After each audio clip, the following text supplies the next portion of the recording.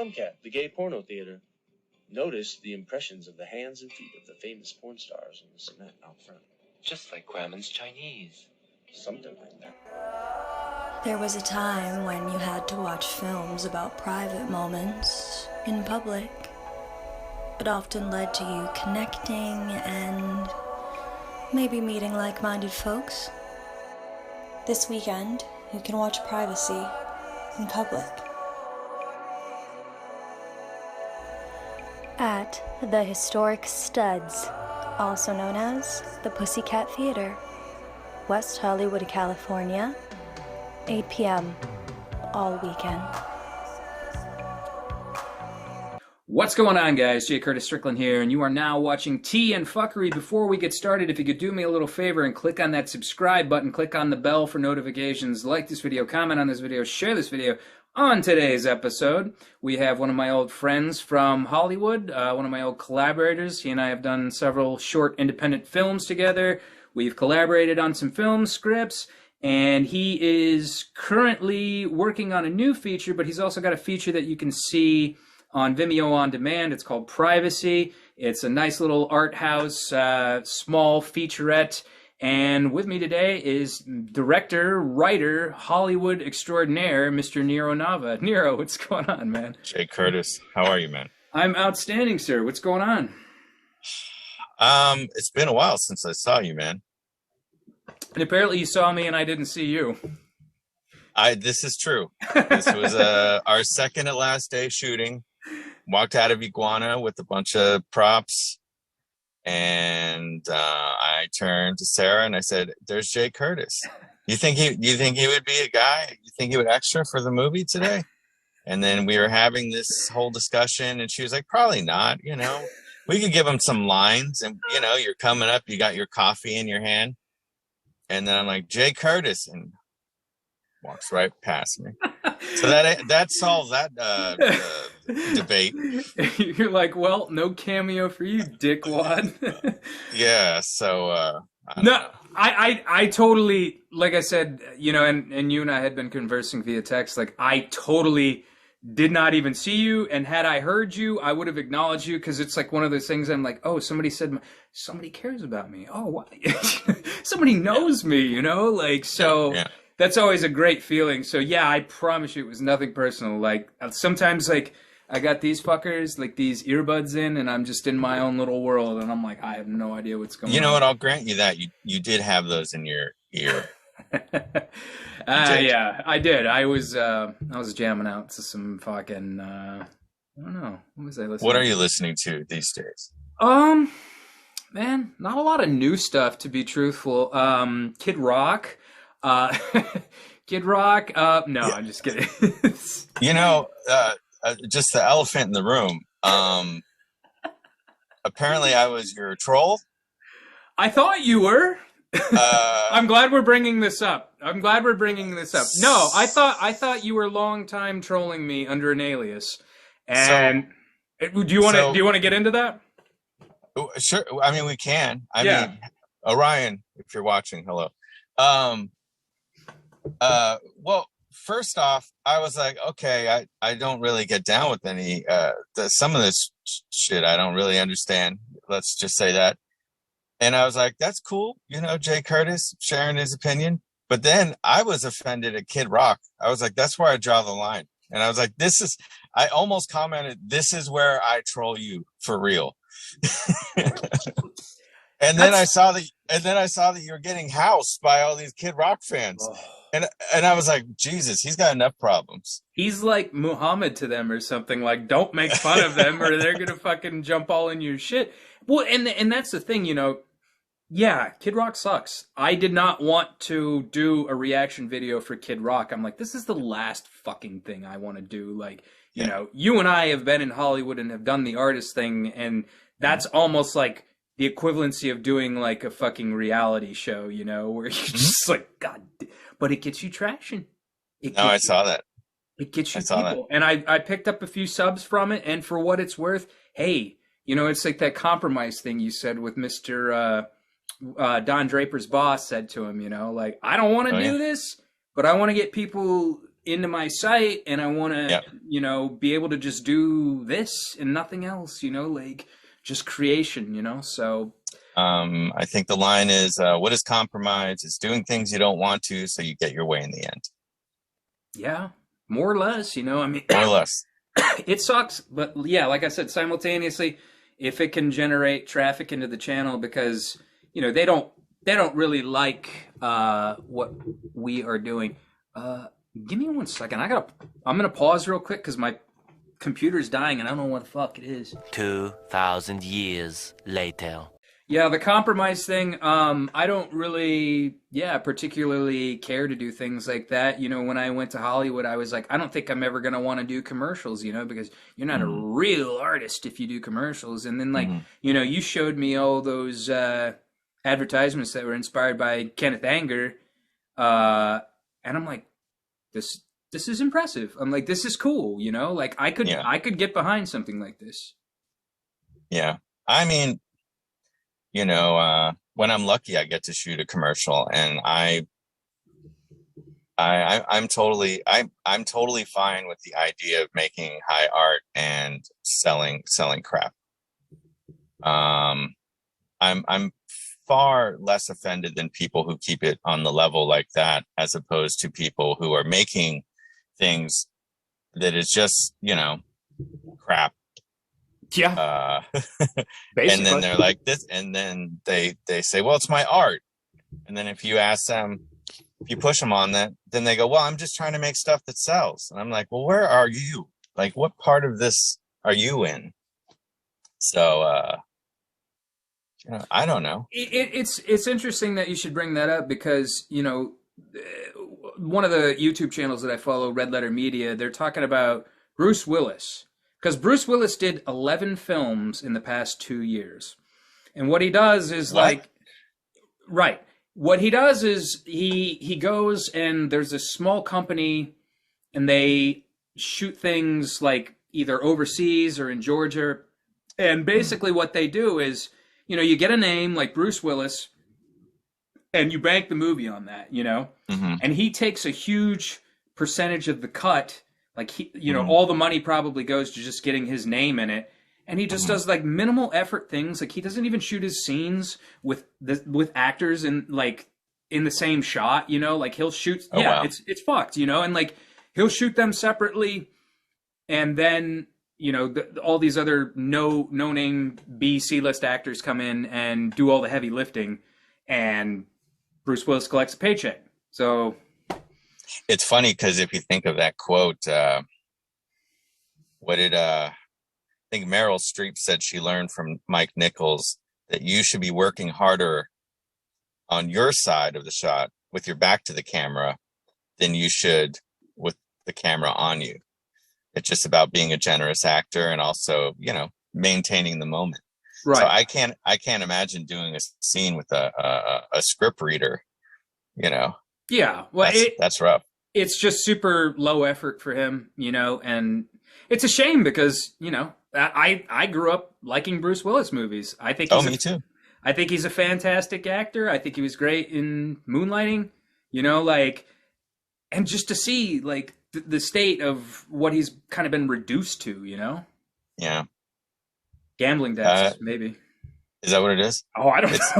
That has to be something. He's a far cry from Butch in Pulp Fiction. Yeah, that's a shame. So tell me about your movie, like, because, you know, I know you did a lot of the production, like we were saying, during the pandemic, and, you know, like, tell me about the, you know, shooting it. I just finished it last night. I will say, like, one of my favorite sequences was when she was in the kitchen. Yeah. I think that was by far one of my, and the monologue with Devin. She was fantastic. Like that. Oh, thank you. That was like, there was so many levels, you know, and with Adler, you know, I could see like, okay, you know, beat change doing the, oh, okay, that's cool, you know, and like, yeah, she was really adept at it. And like that it was wordy, you know, like I was like, holy shit, like this is a lot to absorb. Yeah. I was going to ask you if you'd ever worked with Devin on anything. I have not, and I've been wanting to. And, you know, it's funny because, well, I guess I can discuss this. It's not like it's a fucking, like, you know, I have to like conceal this or anything. I'm like an NDA or anything, but I've been talking with the Fassbinder Foundation in Berlin to try to do Bitter Tears of Petra von Kant, and I was like, man, Okay. I would love. I was like, she would probably be really good in the lead in that, you know. So Oh, that's cool. yeah, I don't know. I've always wanted to. I'm like, she's good. She's got it. I hung out at Stella Adler. I didn't go to the school. And part of it was I enjoyed seeing you actors the same way I would go to someone's show and, you know, I would go, oh, okay, he's doing it, this, kind of how you just broke down the different tricks or, you know, the grab bag of stuff that Sure. Devin had. And that's also why I liked working with all you guys. So I wanted to learn the language so that I can talk to you guys shorthand. Thanks, man. I That's part appreciate of it. that. Yeah. And Yeah. you know, like when I say that, like I see it, I mean that in that I see that she put the work in, you know, Oh, like no. not that No, like it's so apparent or anything. Like I yeah, okay. I get what you're saying. Yeah, You know, you know, a seamstress can see the seam, you know. Right. Yeah. A chef can taste the cumin. Yeah, You know. no, that's a good analogy. No doubt. Yeah. Yeah, I mean, I never worked with her. I think the only person I ever worked with was Julia, and I think that was it. Yeah, Julia and well, and I mean, I did the reading for the girl at the beginning, and she nailed it. She could easily do some like ASMR, you know. I was feeling it. I was like, yeah, dirty feet, man, you know. But and yeah, I mean, it was great, man. How has that been going as far as like the success of it? You know, like a lot of those things, you start out gangbusters and you think that it's going to ride out like that the whole year. It came out last year. They did like a little personality fluff piece in LA, I don't know, Weekly or one of those things, the one that's associated with the Village Voice. Right. And they asked me to talk about my favorite movie or favorite movie soundtrack, and they're like, go ahead and like plug your film here. Yeah. So I did that, and that got a lot of traction. I mean, it came out like a week before the movie, and we sold a bunch of records. Oh, that's bunch, awesome. in the Spotify era, we sold like 25 records in a week, which is a lot. Yeah. For us. And then we had like maybe 15, 20 rentals the first day.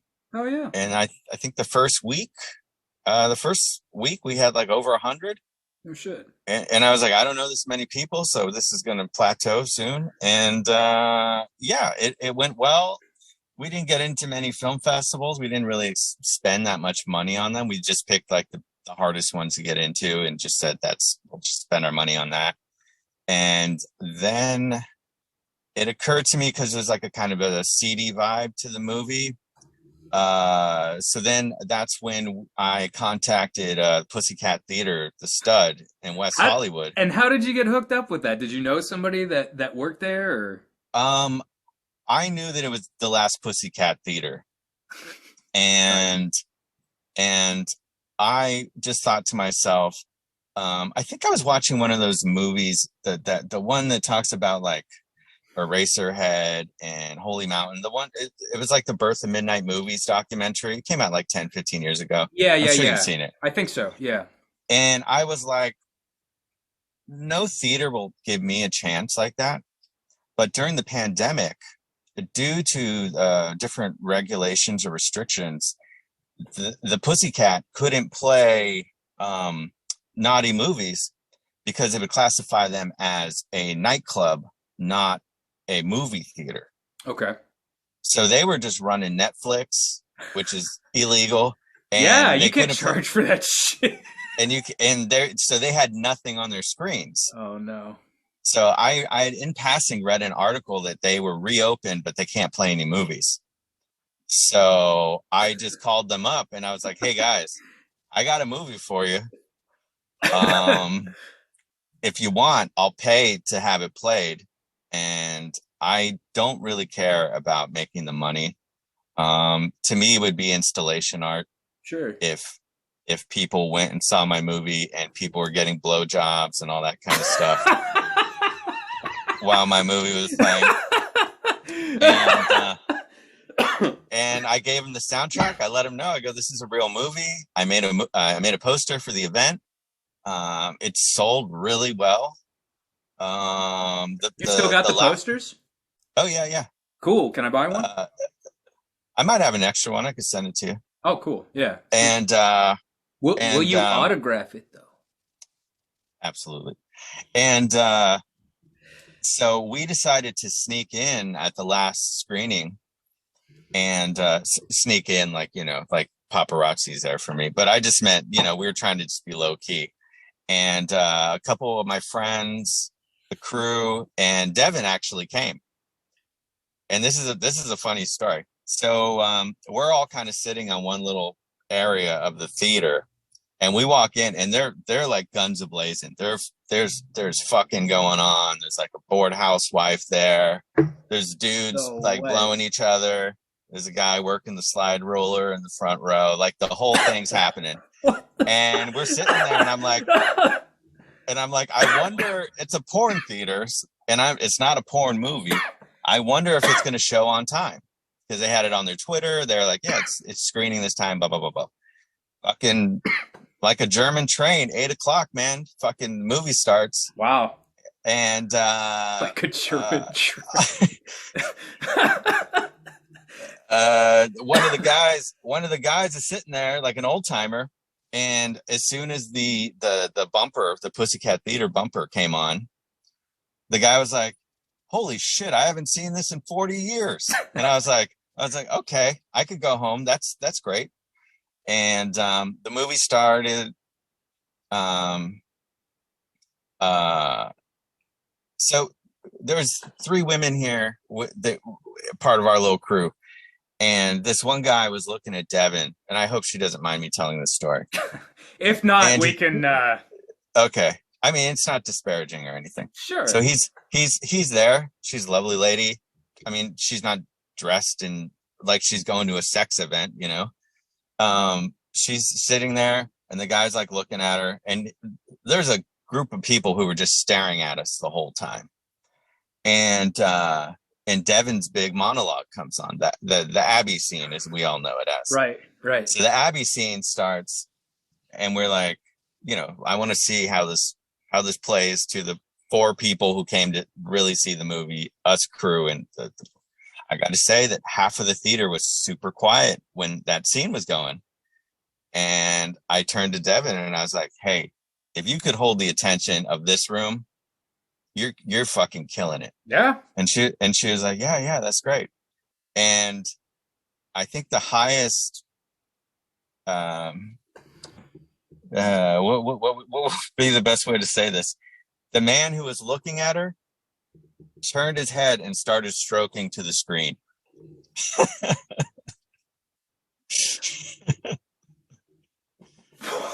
What? Yeah. Oh my God.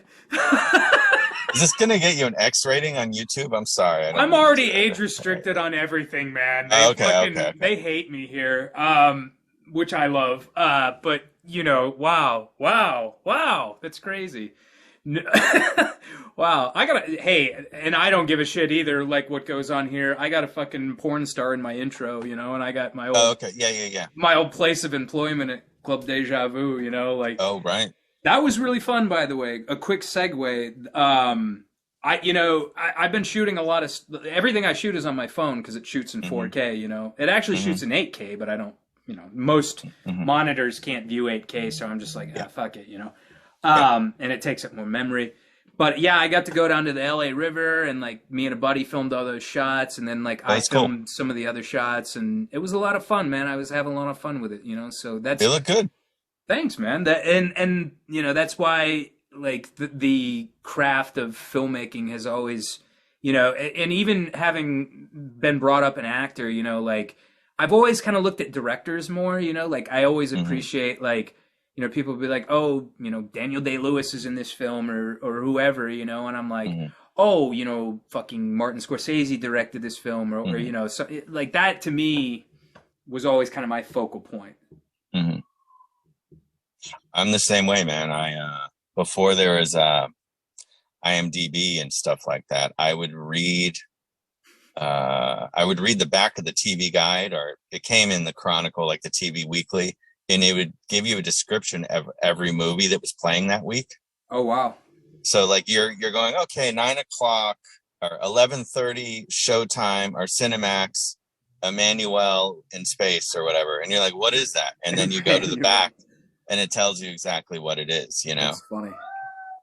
Oh shit! Yeah, sorry. L.A. living. Hollywood. No, Emmanuel. That's funny. Like those are risque movies back in the day, Yeah.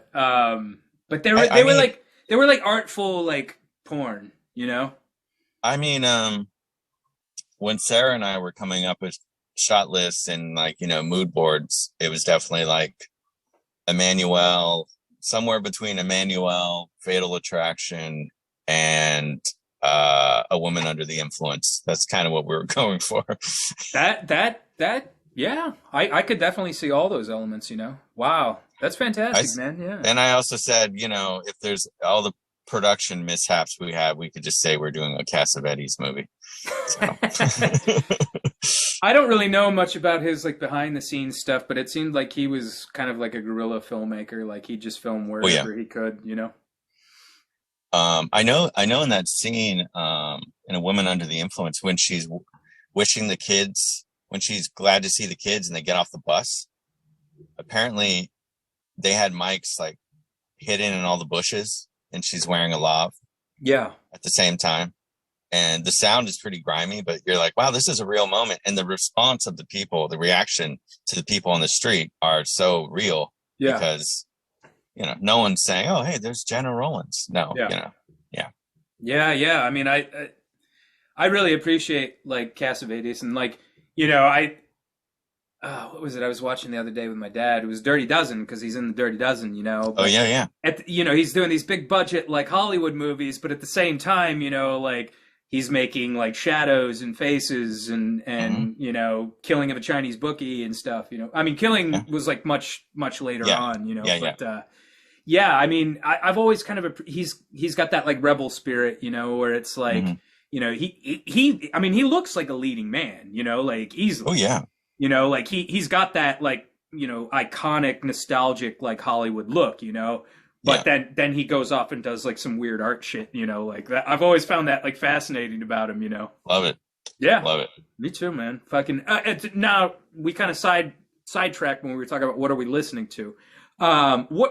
What are you listening to? And I'll have to dredge up in my mind I made a Spotify playlist for privacy. I don't mean to plug it, but it's just been the thing on my mind for by the all last means year. do it. So I made a Spotify playlist, and it was a lot of 80s stuff, and then there's Tangerine Dream and a lot of synthy shit.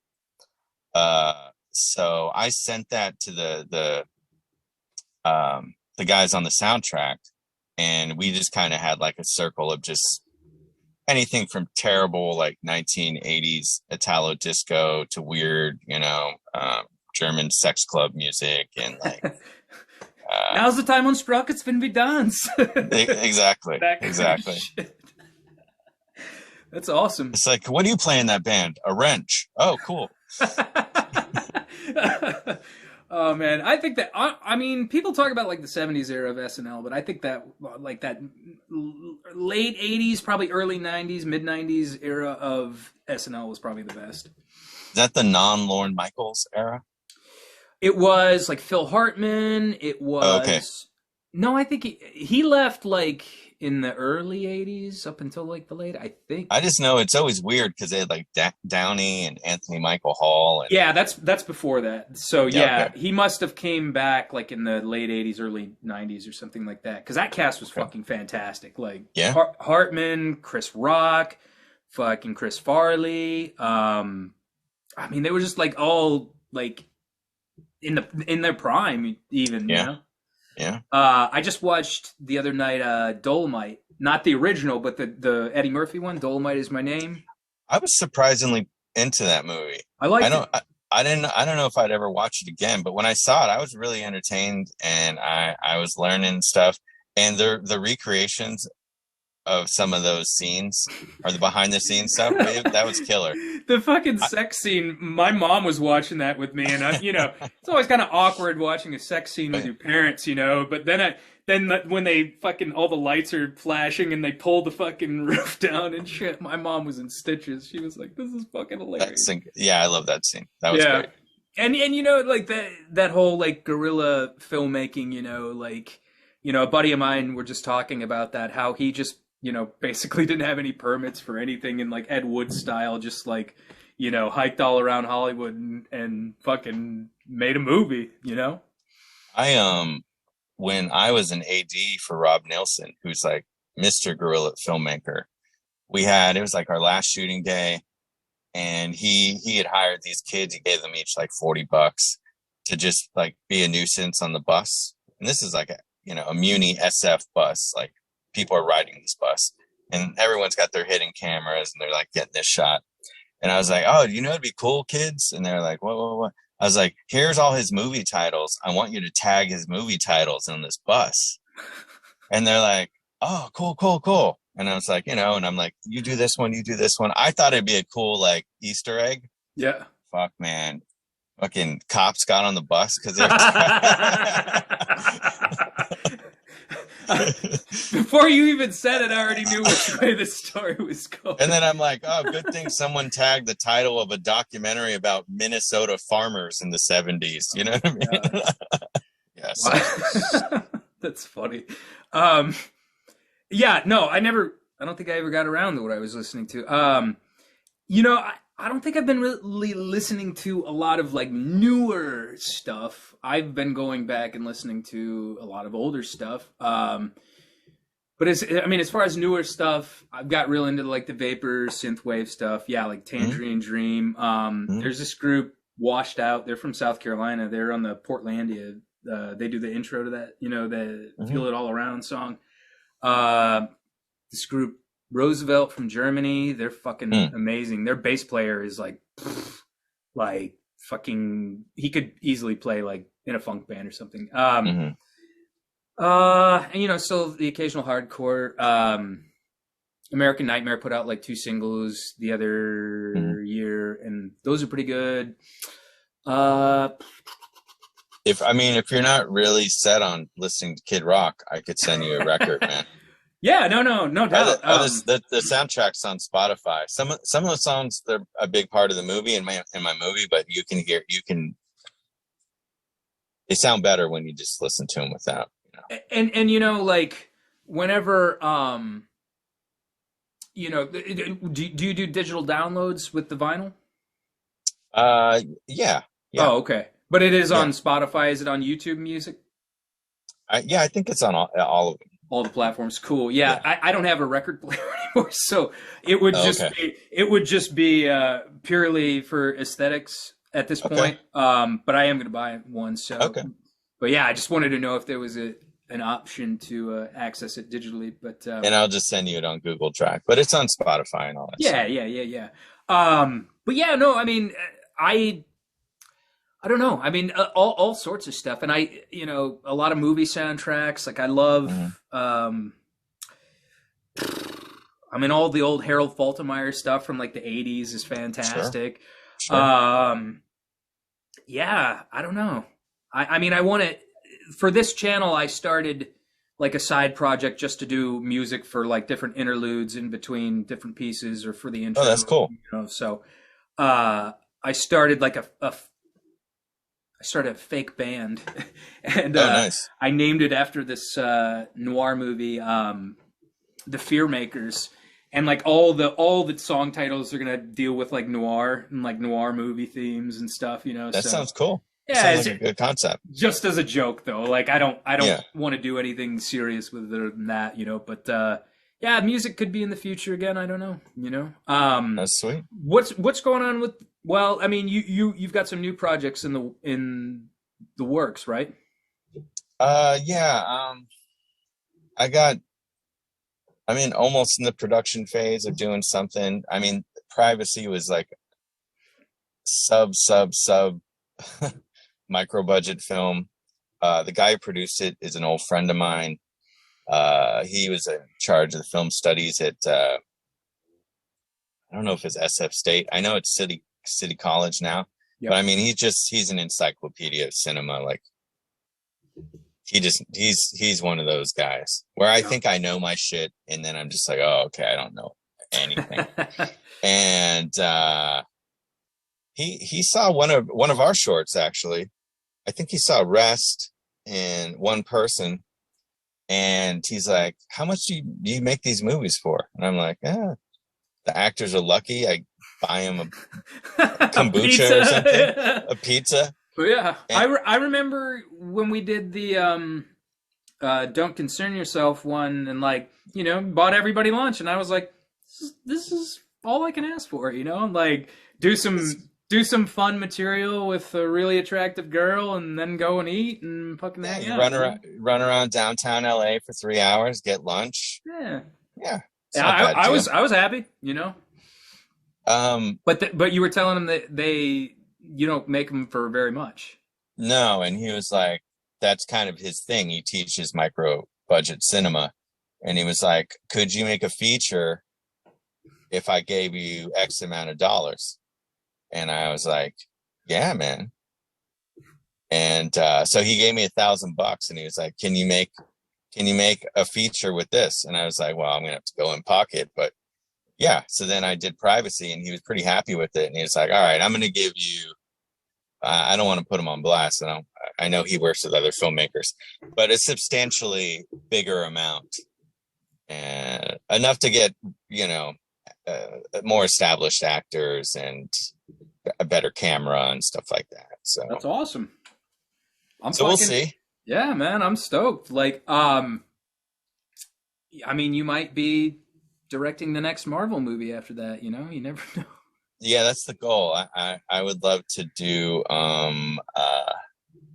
the life and times. I can't even think of a Marvel character off the top of my head. I'll tell you what.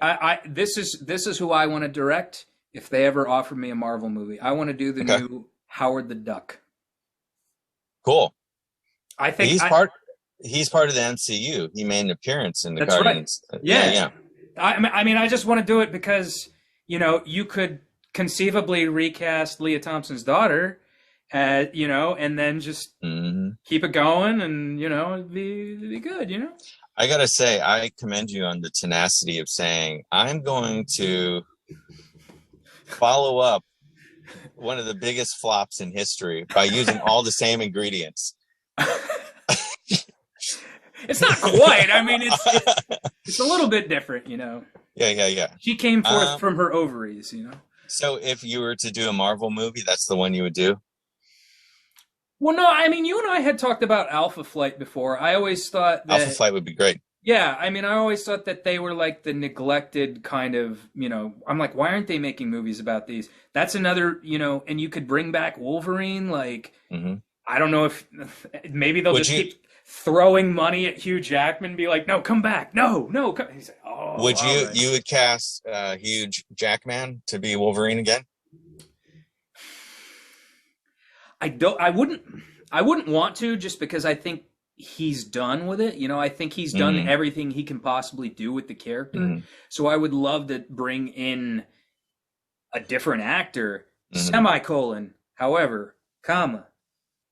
He's the draw, man. Like, everybody loves him as Wolverine, you know, like and he was great at it. He was really good, you know? I mean, he was virtually unknown when he took that role, and he just fucking owned it, you know? So, but you know, as far as the Howard the Duck thing is concerned, that's the glory of a remake, is you take something that wasn't very good and then you tweak it a little bit and make something better. Like, people always try to remake good movies. I'm like, why? You know, like, what's the best bad movie remade into a good movie? The Thing. Oh yeah. The original Thing is not good. Yeah. It is not good. It is fucking boring for like the first 30 or 40 minutes of it, and then it just under-delivers, you know? And then it's like, you know, Carpenter takes it and just makes it, and even The Fly, you know, the Cronenberg Fly. I mean, there was a slew of those whole, like, 80s, like, B-horror remakes, and The Blob is better than the original, even though that fucking song, the Beware of the Blob, it creeps and sweeps, you know, that's, yeah.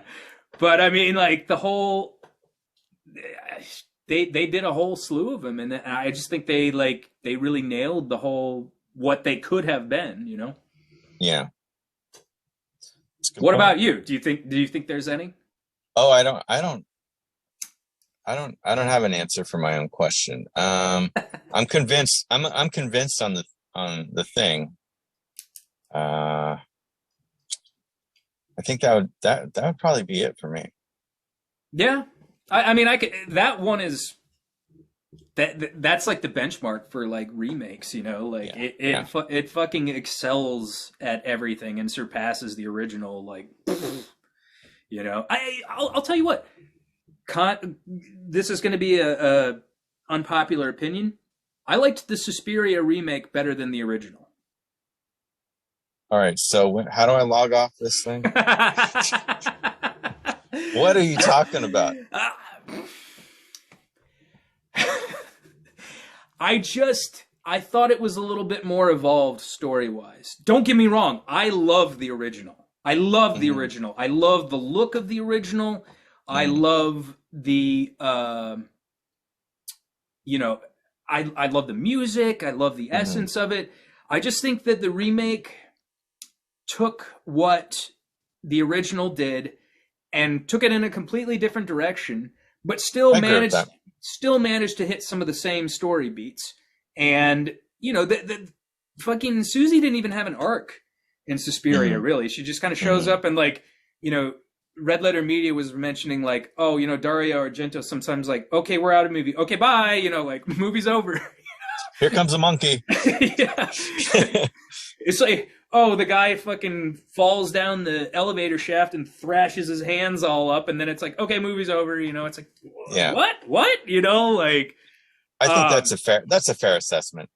And like I said, that was a hard decision for me to make. I think the original is really fucking good, but like, there's a part of me, and I love the soundtrack for the remake, the fucking Tom York soundtrack, so good. But that can't be Goblin, man. Yeah, you're right. Because everything like Goblin does, I mean, I'm not a big Radiohead fan. I think they're like music for like fucking rich crackers, you know, like that fucking, you know, like going to fucking Starbucks or like, ooh, Radiohead, you know, like I swear I think I bought a Radiohead album at Starbucks one time. I think I saw In Rainbows there for like $5. I was like, fuck it, why not? You know, like, yeah, I mean, I remember my first record store job was the Virgin Megastore downtown San Francisco, and Kid A had came out, and I didn't listen to OK Computer. That wasn't really my jam, and it was nuts seeing how people reacted to it. And they're like, they got keyboards, man, and I'm just like, yeah. Brian Eno did that like in 1973. Like, what you got a boner over this? Like, I don't get it. Yeah, and Brian Eno honestly is probably 20 billion times better than anything radio did post OK Computer, you know, like, I mean, this is going to sound weird, but you know, I really love Brian Eno has an album called Music for Airports. Of course, yeah.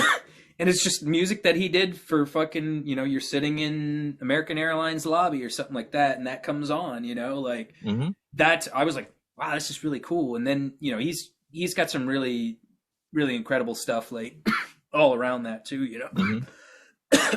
Excuse me. Yeah, I mean, Radiohead to me, I don't care, you know. I know you're a super big fan of the Red Hot Chili Peppers, though. Oh my god. Oh my god. Nero, we got to do a 3 bands you could wipe off the face of the planet. That is definitely my number one. That's my number one. Okay, that's good. my number one. Good. Yeah. What about your other 2? The building I live in, I hope no one Googles this. Well, too late. The building I live in is where the first guitar player died. And I was like, I'll take it. It was like, any building that kills Red Hot Chili Pepper members, sign me up. I'm never moving.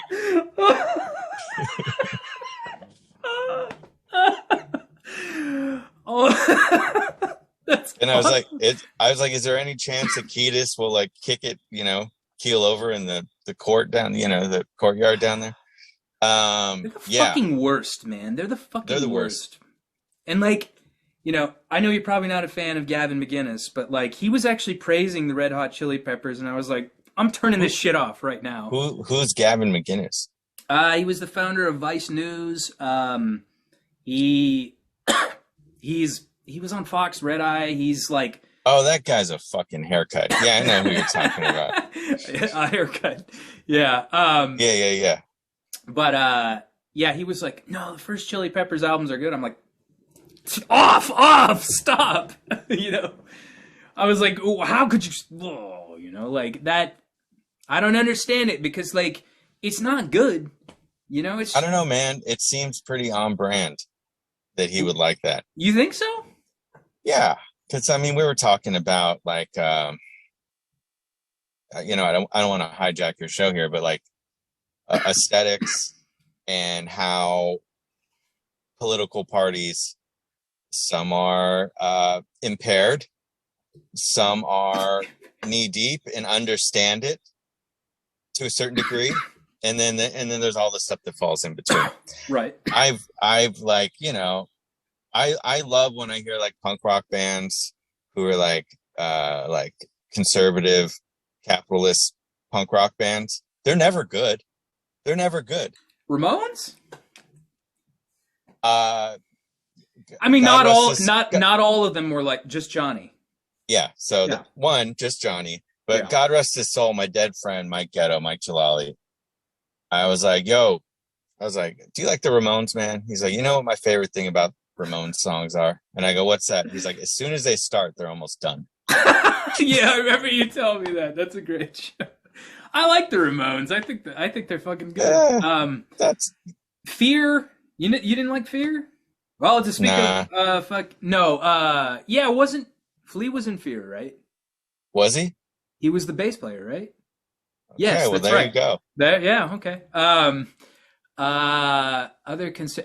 Okay, so I've been jamming a lot of Cro-Mags. Like John Joseph, I feel like he kind of falls along those lines. Dag Nasty, like Dave Smalley, Down by Law, Dave Smalley, all that shit to me is really fucking good. Like that's the thing though. Like there was a huge contingency of conservatives and right-leaning folks within the punk rock and hardcore sphere. Like it's just, they kind of get written off because like, a Misfits, another one, so it's like they exist. But I think we also need to differentiate between like, proto incel dudes, people who are like, they hate Reagan, I'm sorry, they love Reagan. And then there's like the Ayn Rand kind of like, there's just like, it's less divided now. It's less clear cut now with liberals where there was like several different sects. There's degrees of being liberal or being left wing or what have you. And it works the same way with the right wing people. I've been called a classical liberal. Like people are like, you're pretty much a classical liberal. Yeah. But we know that that's not what that really means. What do you mean? It's like when people are like, well, the Democrats were originally in the KKK or some shit like that. And it's like, okay, that's a fun stat to like point out in discourse. But what we're talking about now, presently, is out of context from what we're talking. You know what I mean? What you and I are presently talking about. No. I'm saying generally when people are talking about that, it's like, the party's flipped. It's like, fucking that happens. I don't understand the deep dissection into those kind of things. So that is a completely another rabbit hole that we could go down. But I try what I'm getting at is no one would confuse you as a classical liberal. That's kind of like getting into the woods about that. I've been like branded as Antifa before. I mean, shit, you look at me, man. I got my fucking my fucking jean jacket. I'll sometimes wear my little beanie, my fucking black skinny jeans. I've never met an Antifa member. I'm from San Francisco, California. And you've never met one? I've never met one. I'd met some and I didn't know they were Antifa.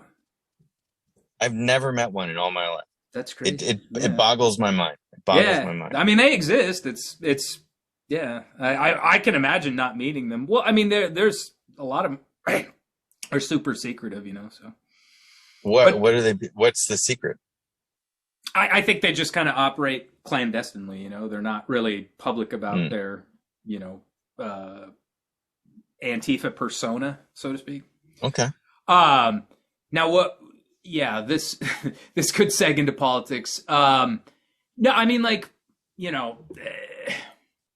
I guess basically what I was saying is, they're out there. I do agree with you though, as far as like, and especially, and well, not always with filmmaking. No, because I mean, there are definitely a lot of guys that were right that that made good films and good art too. I try not to like look at those things anymore. That to me is vastly irrelevant. Because I had watched art and I have read literature from some very controversial figures all across the political spectrum, or whatever, like, and so, I think, pardon me for cutting you off. Go ahead. Just to circle back, I think what I was trying to illustrate with the classical liberal and like the parties flipping is that sometimes we confuse, we muck up context and time. So like in the old days, there were tons of, fucking wacky, which we would view today as wacky right-wing nut jobs or whatever, making films that we all just love their films, but those were different times. Our perception of the world was different then. The way the world was consumed was different then. Yeah, but like we were talking about John Milius the other night, and like John Milius was pretty right. Like, completely. He was extremely right. And, his daughter is very extremely right. And, but he made fucking Conan the Barbarian. He made fucking Red Dawn. He wrote Apocalypse Now. I mean, these are fucking great movies, And so, I even if I was still like a practicing leftist, I could appreciate that movie, like, I would be like, this is good, like I liked Clint Eastwood when I was. I watch Red Dawn now, and I'm pretty embarrassed that I liked it. But I was like, I was 8, and I saw it on HBO. I thought it was cool because there was guns and shit. Yeah. But I mean, back to Leah Thompson too. She's great. Yeah. But yeah, but I don't know. I don't know if he made anything of like with the heart and spirit of like, I don't know. I can't even think of. No one looks at John Milius and say like, I'm really going to be enlightened today. Something's going to touch my soul. Yeah. I argue Conan does for myself personally, but Conan is a fantastic movie. The first time I ever saw it was when you showed it to me, and like, Oh, I didn't even know that. Yeah. Oh, and okay. When I had my projector, and like. Oh yeah. I was just so captivated by James Earl Jones in that. I was like, this motherfucker is like owning the screen right now, He's a killer. He was fucking great in that. And I also really like, he doesn't have a very big part, but he plays Conan's father, William Smith. I looked at that dude's IMDb and he has 276 credits. Wow. That is crazy. Anytime I see him, I just want to do the director's commentary between Milius and Arnold. I've never heard it. Oh, it's watching Conan with the director's commentary is the funniest movie ever made. Is it? It's Go watch it. It's the funniest movie ever made. Okay. Yeah. That's great. Yeah, I fucking sometimes I watch commentaries and I've got Criterion and I don't take advantage of the commentaries as much as I'd like to, because I'm like, well, I haven't seen this movie yet, so I'm gonna watch this movie just without any commentary, and then it's like, oh damn, I gotta watch another 2.5 hour movie again with commentary, so it's like sometimes it's fun. It is, but I'm really just trying to watch as many films as possible, and then like if I'm really into that film, I'll go back and listen to the commentary, Yeah. So, but you're doing work with Groundlings now, aren't you? Yeah, I'm the assistant marketing manager for the Groundlings. That's kind of a lofty title for doing social media stuff and writing some copy. I've done a couple like little spots here and there that they've had on the website. I do some stuff, archiving footage and stuff like that. It's fun to see some of these old comics of kind of when we were kids starting off. Yeah. You're gonna put me in touch with Cassandra Peterson, right? Oh yeah, you got it. Yeah. I don't think she likes the pee-pee though. No, she doesn't. But She we just can likes all pee-pee. we can all fantasize. No, I'm totally kidding. Yeah, I mean, they're like I said, I went and caught one of their Sunday shows, and I was like, those are the people that are like, they're kind of trying to get into SNL and stuff like that, right? Yeah. I think that's their style of jokes and humor. There's a lot of wigs, and like, and glasses, and man, this is gonna get me fired. But yeah, it's not my brand of humor.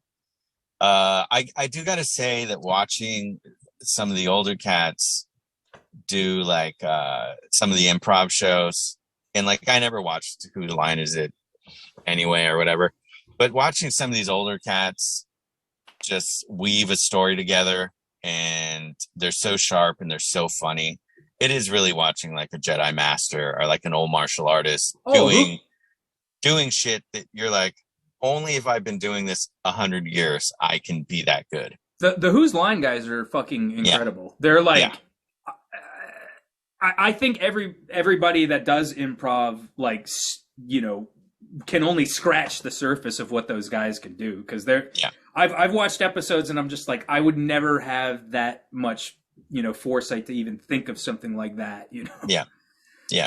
So no, I mean, I love it. It's like a different muscle, and I even thought about doing some improv classes just to and you and I have talked about Shakespeare before, like, yes. I'm not the biggest fan, Not a fan.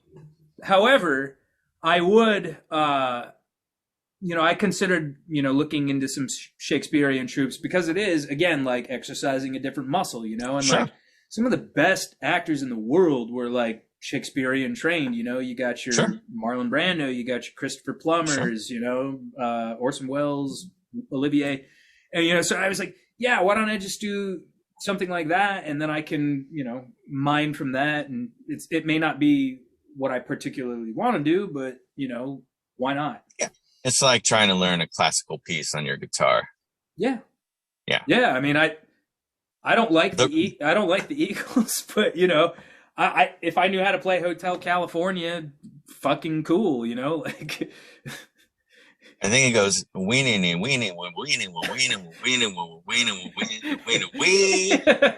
I think that's how it goes. I could make the fucking the noises on with my voice and just sell it, man. Yeah, if I can. What have you been watching lately? What have you seen that's been good? God, what have I watched lately? I watched that one with the chick fucks a car and it kills her at the end. Spoiler alert. Titane. I was gonna watch it. I might still watch it, but you said it was good, but not really your thing, or. I think that sometimes people confuse well-made with a good movie. Like a Paul Thomas Anderson movie puts me to sleep. But as I'm watching it, I'm like, man, this dude, he's on some shit. Like he knows how to make a fucking movie. Holy shit. Like very few people can achieve that kind of stuff. Well, that doesn't mean that I'm into it. Yeah. You know? I'll argue that PTA's older stuff is much better and a little bit more kind of grounded. I try to watch Hard 8. I've never seen Hard 8. And I was like, yeah, I need to take a hard 8 hours of sleep. This is not for me, man. That's a good one. No, I've not seen Hard 8. I like Boogie Nights, and like I think Magnolia is good, but you kind of just need to not be doing anything else for the rest of the day when you watch that, because it's a real fucking downer, you know? Yeah, I love a feel bad movie. I do like Magnolia. He kind of just like punched everyone in the face at the end there, and I will never understand that ending. I like it, man. I'm just kind of like, all right, fuck you too. Well, and wait, PTA did Punch Drunk Love too. Yeah, I love that film. I think it's great. I liked it when I saw it. I don't think I'd ever watch it again. Really? Yeah. But like, There Will Be Blood, there will be fucking snoring from my bed because I can't fucking get through it. Thank you. No. It's boring.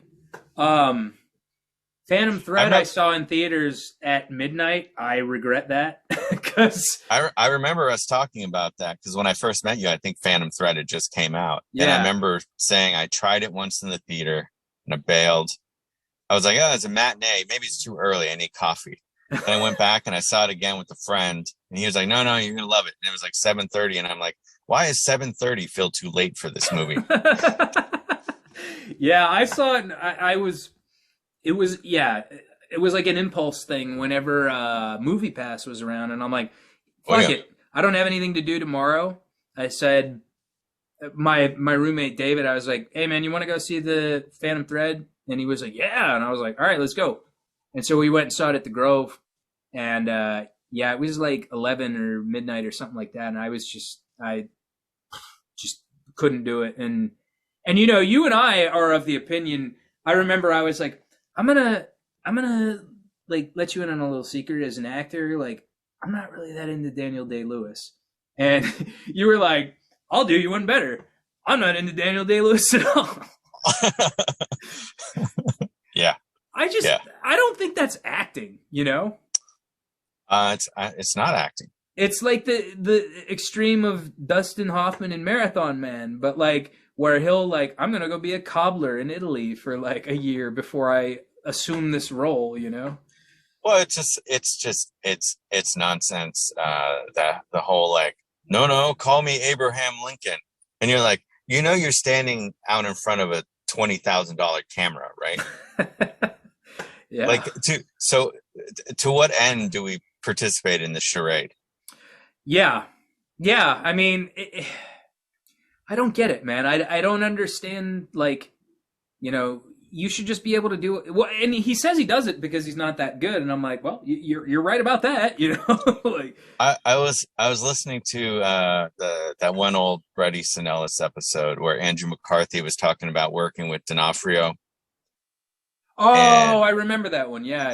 And he was just talking about the method and how McCarthy was just like, you know, I'm just an actor, but he would just kind of like, you know, I'm not impressed by seeing your work not when the camera's on. I'm going to be impressed when I see your work when the camera's on.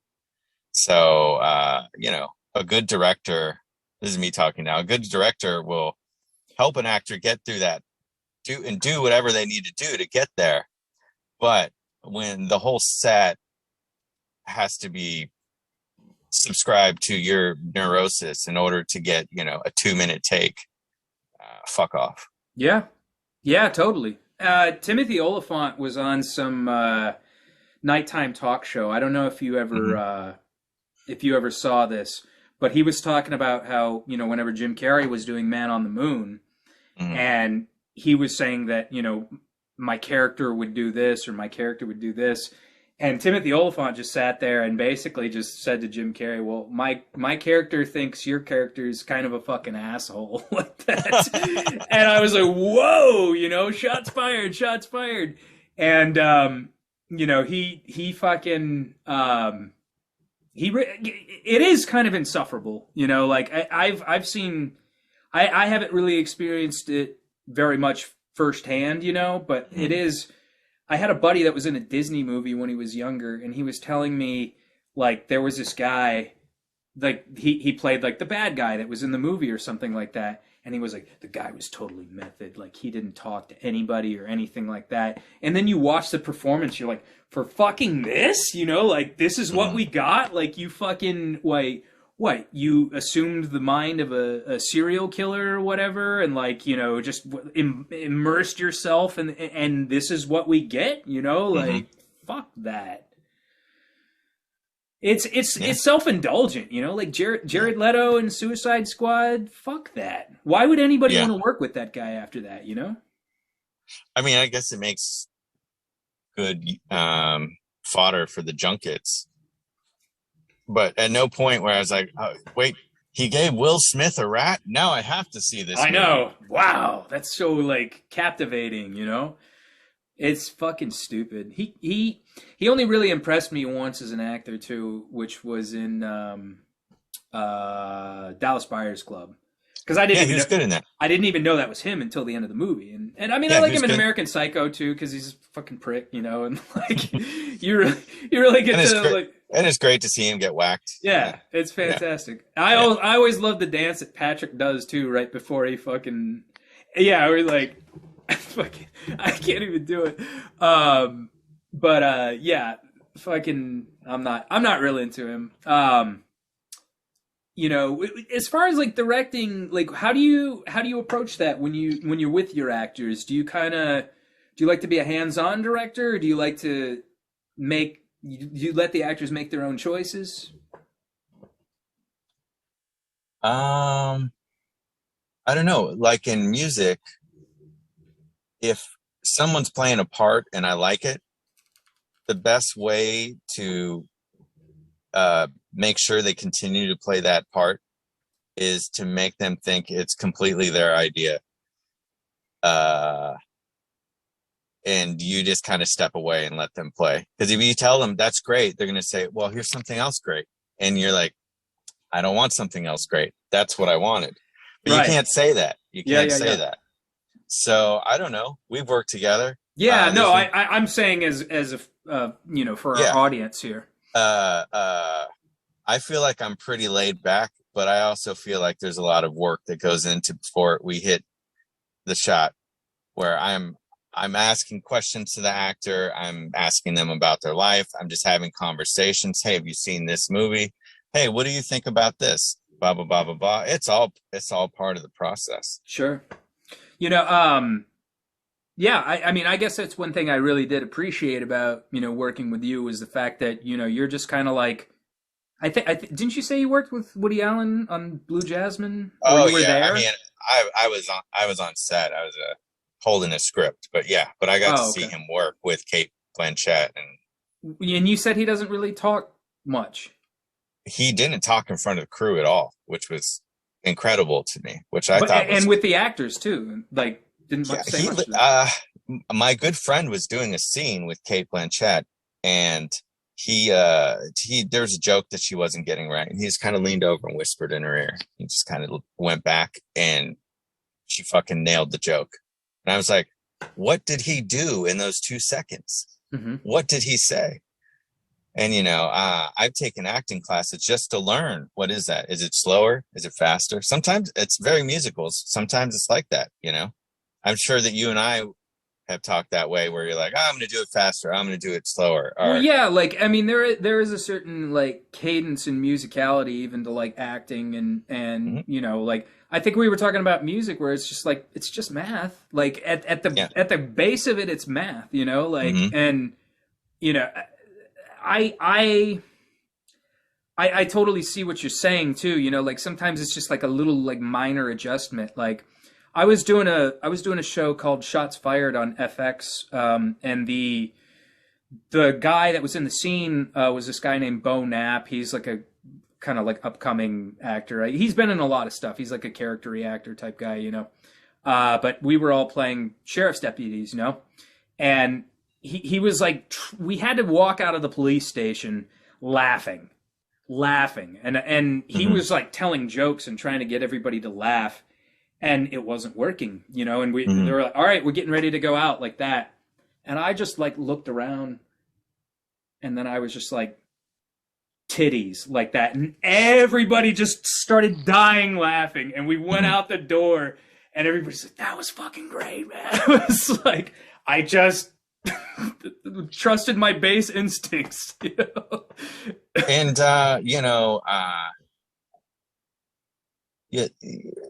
sometimes actors, I think they believe that they have to recreate what they perceive or visualize that's in the text, but when actually you're creating a moment that is anchored and the stage is set by the text. So you saying titties is we needed a joke there.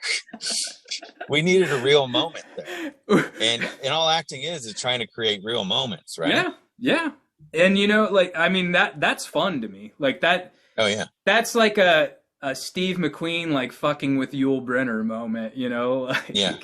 Fucking, I love sometimes.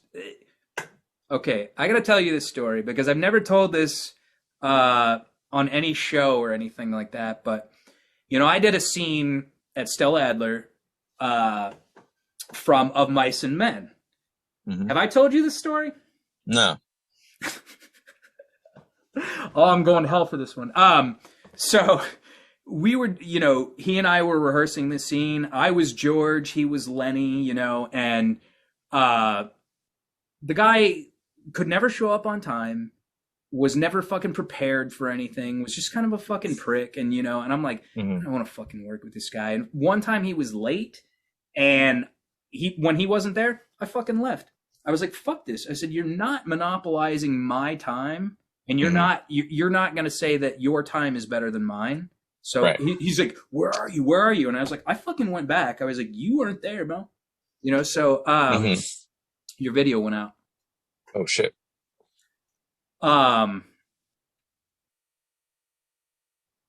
So, you know, I did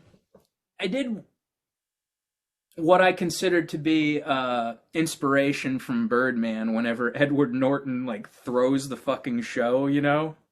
Have you seen it? Yeah. So like I was like, I don't give, like, we had rehearsed it or whatever, and like he's still like reading his lines in the back, and I'm like, you shouldn't even be looking at the script the day of the play. I was like, I was like, whatever. And so we were there backstage, and you know, he was seeing my roommate at the time, and like she was like, do I know this cat? You probably do, yeah. But okay, I mean, okay. All right. She was like enamored with him, and like he was just fucking doing some dumb shit for her, like in order to fucking keep her interested. And I was like, fuck this, I'm gonna sabotage this shit. And so like right before we're getting ready to walk out on stage, I said, all right, you better not fuck up. You're not gonna get any pussy tonight. And then I went right out on stage. And he was just like, I looked back at him and I saw his face. He was like, what the fuck? And like, we went out and we did the scene. And there was also a part too where George just grabs Lenny. Like he just kind of like grabs him by the shirt or whatever. And I improv that moment. We never had rehearsed it like that. I grabbed his shirt and I yanked him towards me, and I fucking reeled back at him. And you could just see the fear in his eyes because he wasn't even anticipating that at all. Right. And fucking by the end of the show, he was just like, he was fucking pissed. He was like, I can't believe you fucking said that, man. Oh, fuck. Like, and I was just like, wow. So he did not respond to the sense of urgency that you put under. He did not. No. It was, and you know, like, tell me if you feel this way. Like, I used to hear all these, like, you know, horror stories of actors and directors and entertainers, but there was always this certain, like, oh yeah, that's cool. You know, that's cool that they would do that. But as a director, surely somebody like that has to be a fucking nightmare to work with. Oh yeah. Oh yeah. Have you ever experienced anything like that? And you don't have to like give scenarios or names or anything, but I mean, there's been times I've been shooting commercials, and when I worked for an ad agency, we did Neutrogena, and there were some models who thought they were actors, and they were being unprepared, ridiculous divas. They knew that they had everyone waiting on them. Oh God. And just really ugly behavior, where you're just like, some people would kill for your opportunity. So and you're just kind of pissing on it. Yeah, and you're pissing on everyone there. Yeah. I hate that. That's such a power move too, where it's like, nobody can do anything until you're present, That's such bullshit, Yeah. I don't get it, man. I don't understand like why some people feel the need to do that, Like it doesn't make you look good. It just makes you look like an asshole, Yeah, I think that people also want to pretend to be complicated. I mean, I guess it's less exciting to bringing it back to acting. I guess it's less exciting for like, Jack Nicholson to know the name of everybody on the set, and then they say action and he fucking crushes it. And then he's like, all right, you want another one? It's much more romantic and sexy for someone to be like, no, I am President Lincoln. Yeah. Jack Nicholson has a habit of getting and learning everybody's names. Yeah. I did not know that. Yeah. That's fantastic. I like him more for that. I think the way Mike Nichols tells the story is that he tries, because Mike Nichols was like, what is his obsession with knowing every person on set? It's because he believes it's because he's trying to will an environment where everyone is rooting for him. It's much easier to perform for him when everyone is willing him to do great. And even maybe his not so great is still great. You know? Well, because you've got that collective kind of, energy and understanding that like, hey, this guy's all right. We've all been on set where something stupid happens, or two people have a spat, and then you have to do a take, and you're just like, I had nothing to do with that, but now I'm in a bad place. Yeah. I've never experienced that on film, but definitely on stage many times. Like, yeah. So two people are going at it, and they're like, John, you're up. You're like, oh, great. That happened. That happened on the production you worked on. That was wild. So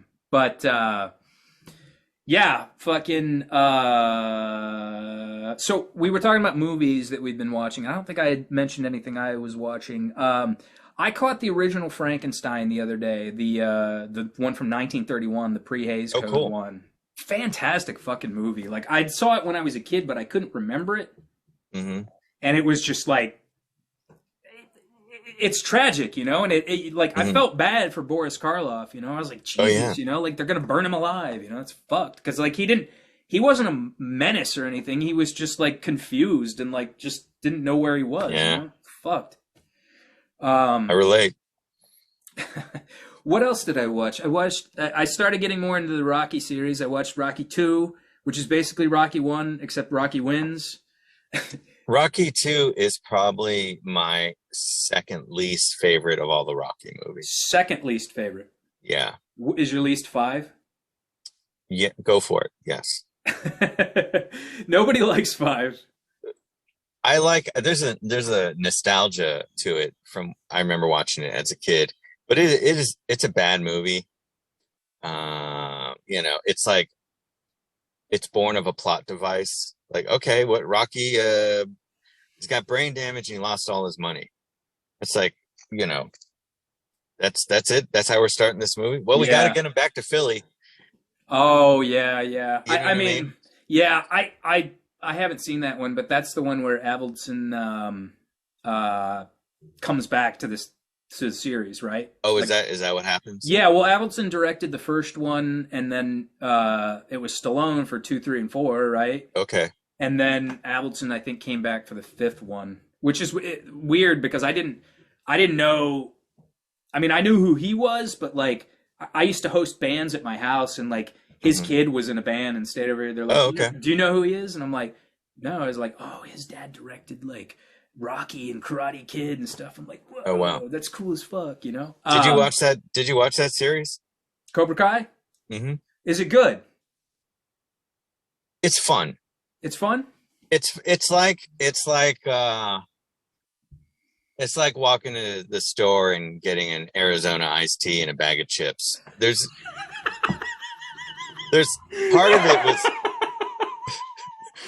you're fucking crushing it, man. Like you're not gonna with these analogies. Part of it's healthy because we took a walk. Yeah. The not so healthy part is why we took a walk. So processed food. I mean, while I'm watching it, I'm like, what am I doing this for? That's how I feel when I watch a canon film where it's like Death Wish 3, you know, like, oh damn, I just ate a big ass fucking vegan Big Mac, you know, 3,000 calories. Totally. That sounds delicious. Yeah. Doomies, man. God, I miss it. I'm right around the corner from there. Well, fucking get one of their awesome fucking dishes for me. Yeah, Cobra Kai, man. I everybody says it's good, but it's like sometimes one of two things will happen. So many people will tell me it's good that I watch it, and I'm like, that was pretty good. Or so many people will tell me it's so good that I'll watch it, and I'll be like, nah, it wasn't very good. And then, okay, there's a third option. So many people will tell me it's good, and the hype will just fucking derail everything for me, and I just won't watch it at all, you know? Yeah. And, like, I got YouTube paid, so I'm like, I could watch it, you know, because it's a YouTube series, right? And I think it's on Netflix. It's on Netflix now. Yeah, they sold it, yeah. I mean, I hear it's really good. I hear Billy Zabka is actually pretty good in it. He's really good. He's probably the strongest part.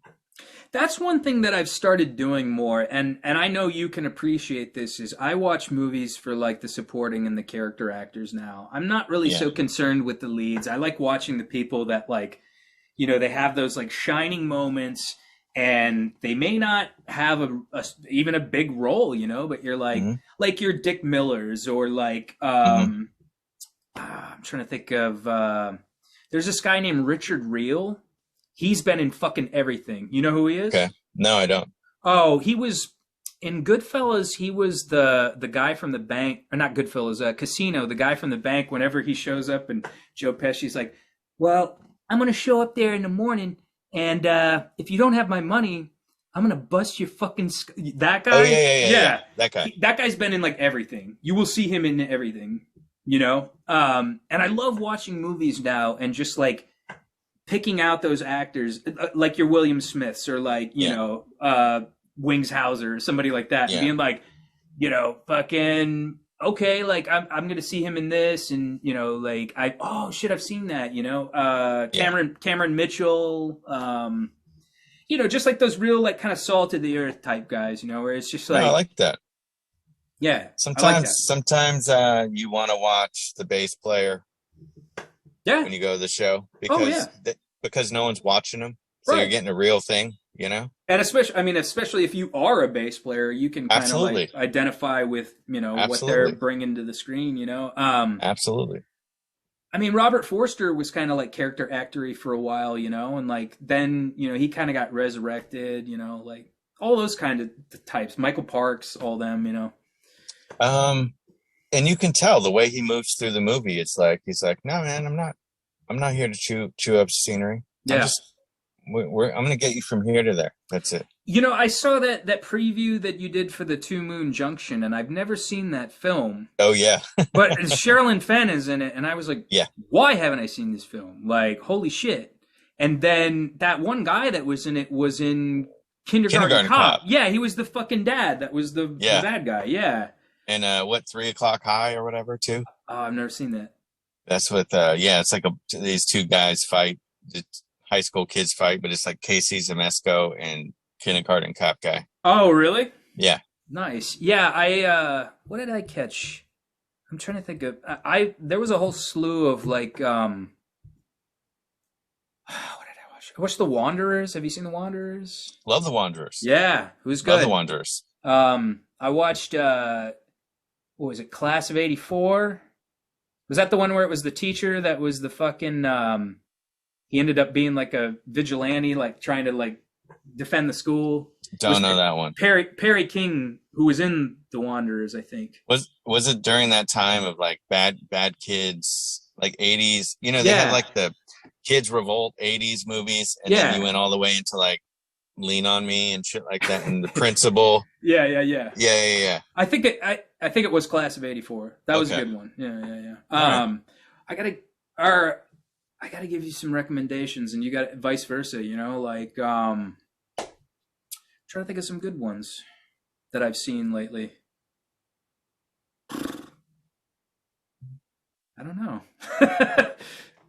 I don't think I have anything. I just been watching old shit. I've been watching schlocky B horror, and like I was saying, you know, like stuff on Shudder, stuff that doesn't really, you know, people don't really give a shit about, you know. I mean, there's some fun to that. I think when I'm getting ready to make something, I hate to sound precious, but I just I get real careful about what you're consuming. Sure. Yeah. I know there's some bands that either don't listen to music or just are very selective of what they listen to when they're in the recording process. Yeah. Well, hey, brother, I think it's good to catch up with you, man. Yeah. Fucking, you got anything you want to plug? No, they go watch Privacy. It's on demand. If you go to Privacy the Film on Instagram, you can find a link there. If you tell them you saw it, if you message it and you say you heard about it through your thing, I'll give it to them for free. Hell yeah, that's awesome. Yeah, and I'll post the link down there, and you know, all your social media and whatnot. And yeah, man, fucking fantastic. Well, brother, I wish you well, and I'm so glad that I got to hear from you, and I'm so glad you got to come on the show. Love to hear some Prince stories next time. Oh, there you go. Yeah, I think that's I gotta go, man. I gotta go troll this video and tell you to fuck off in the comments. Oh, okay, cool. All right, everybody. Namaste. Namaste. Job bless, and be good. Subscribe. Love you.